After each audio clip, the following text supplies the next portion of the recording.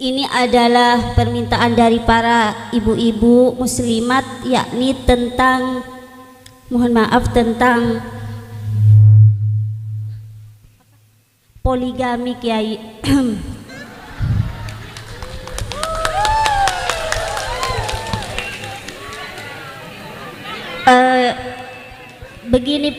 Begini Kiai, rata-rata keluhan atau mayoritas dari ibu-ibu di sini itu sering mengeluh atau bercerita ketika seorang laki-laki sudah memiliki jabatan, seorang laki-laki sudah berharta, rata-rata yang difikirkan adalah menambah, seperti itu.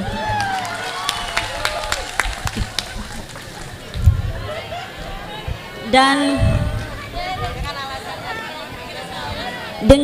dengan alasan adalah mengikuti sunnah Rasulullah, seperti itu. Nah, kadang kami para ibu-ibu dan juga para wanita juga berpikir, jika memang mengikuti sunnah Rasulullah itu menikah ketika Siti Khadijah itu sudah meninggal. Jadi meninggal dulu istri yang pertama, setelah itu baru beliau menikah. Karena di dalam kisah-kisah, baik kisah Siti Khadijah, perjalanan Rasulullah, di sana dijelaskan bahwa istri pertama Khadijah itu meninggal, lalu beliau lajang, setelah itu baru menikah dengan para janda, lalu baru dia mendua setelah istri kedua. Jadi setelah istri pertama meninggal dulu, baru dia menikah, baru beliau menikah, lalu yang dinikahi adalah seorang janda yang mana sudah tua, dan karena memang ingin membantu perjuangan karena tidak punya gugur di medan perang, seperti itu. Nah, yang ingin kami pertanyakan, bagaimana pendapat Kiai, karena mungkin ada bapak-bapak juga, biar sama-sama mendengarkan.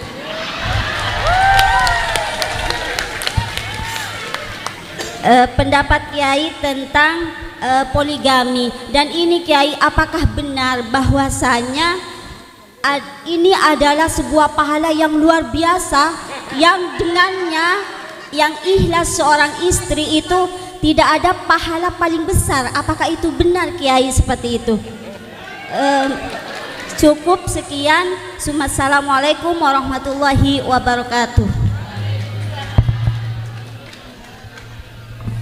Bismillahirrahmanirrahim.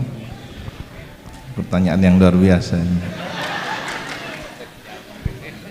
Tentu masalah poligami ini harus dipahami ulang. Poligami itu tradisi sebelum Islam, syariat Nabi Muhammad. Ada yang menikah 10, 11. Ketika Islam datang, oleh Nabi dibatasi, turun syariat. Ya. Dari setiap laki-laki dibatasi 4. Ketika tidak mampu, tentu pilihannya 1. Nah, ulama memahami redaksi ayat ini, salah satunya adalah ketika ada perintah fankihu ma taba lakum minan nisa'i matsna wa thulatha, perintah, tapi kemudian ada larangan ketika tidak mampu 1. Ini bukan kesunahan, tapi mubah, lil ibahah. Karena perintah kemudian ada larangan. 2, 3, 4, tidak mampu 1, maka pilihan berarti ibahah. Kiai Maimun Zubair pernah dawuh dan ceramahnya viral di mana? Kalau ada orang ceramah kiai kemudian mengatakan poligami ini sunnah, malah itu bodoh ini. Rasulullah yang dijadikan dalil. Rasulullah menikah itu tidak dengan nafsunya, sementara hari ini banyak orang berpoligami karena nafsunya. Ini Kiai Maimun Zubair ya, yang dawuh Kiai Maimun Zubair loh ya, Kiai Maimun Zubair. Nah, apa yang perlu difahami? Karena pilihan, tentu ini adalah jalan yang harus sesuai dengan tuntunan maslahat. Target maksimalnya adalah maslahat. Karena ini pentingnya kemudian mengukur kemaslahatan itu seperti apa. Kalau kemudian dengan dalih saya ingin menolong seorang janda, tapi istrinya sendiri dijandakan, anak-anaknya terlantar, zalim. Dan orang zalim nanti di akhirat bahaya, ya. Kenapa nanti di akhirat ada laki-laki jalannya gini? Kenapa? Tidak adil kan gitu.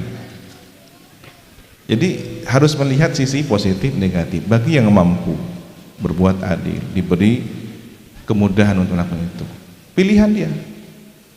Tapi yang kemudian melihat ada madarat, ada bahaya besar, kenapa harus dipilih? Rusak rumah tangganya, rusak ekonominya. Dan sudah berapa orang kami temukan datang kepada kami, saya sebelum menikah berpoligami, alhamdulillah usaha karir sukses, tapi setelah begini ternyata salah memilihnya, tepat kabin ini tak tepat ini. Akhirnya menggerogoti harta suaminya, apalagi ditambah dengan ilmu hitam kan gitu ya, bocik kasih tua, akhirnya kapi masuk kasih muda kan gitu ya. Maslahat atau madarat? Nah ini standarnya di situ, bukan kemudian boleh tidak bolehnya poligami. Jadi kembali kepada poligami itu memang ada legalnya, diizinkan. Jadi yang sebenarnya begini, kalimatnya itu bukan poligami adalah sunnah, bukan. Pembatasan menikah itu yang ada syariatnya. Dari zaman jahiliyah dulu bebas orang-orang jahiliyah, sekian banyak dia beristri, dibatasi menjadi setiap satu orang hanya 4. Itu pun dengan kebijakan kearifan setiap manusianya, setiap keluarganya, setiap individu di masyarakat setempat itu.